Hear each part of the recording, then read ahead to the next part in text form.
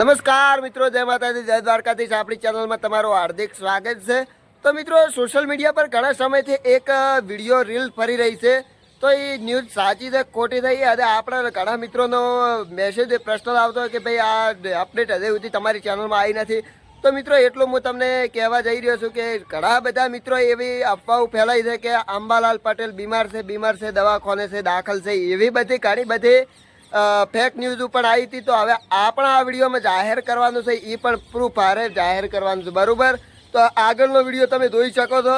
શું કહેવા માગે છે અંબાલાલ? આજે 5 સપ્ટેમ્બર 2024ના મારા જે સમાચાર લગભગ દવાખાનામાં દાખલ કરેલ છે અને માંદગીના સમાચાર છે, તે સમાચાર ફેક ન્યૂઝ છે, ખોટા સમાચાર છે અને હું સ્વસ્થ છું અને મારા નિવાસસ્થાને બેઠો છું. મિત્રો, તમે જે આ વિડીયો જોયો એમાં એમને કીધું, જણાવ્યું ભાઈએ કે આ રીતની પ્રોબ્લેમ હતી અને આ બધી અફવાઓ ખોટી છે.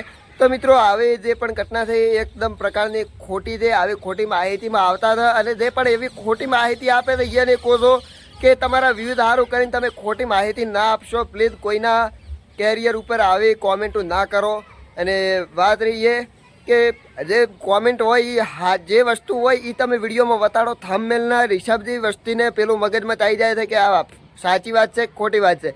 તો મિત્રો, આ વિડીયોમાં તમે સાચી માહિતી મળી અને એના બદલ તમે અમારી ચેનલને સબસ્ક્રાઈબ કરજો. મળીએ નેક્સ્ટ વિડીયોમાં. ત્યાં સુધી જય માતાજી, જય દ્વારકાધીશ, જય હો.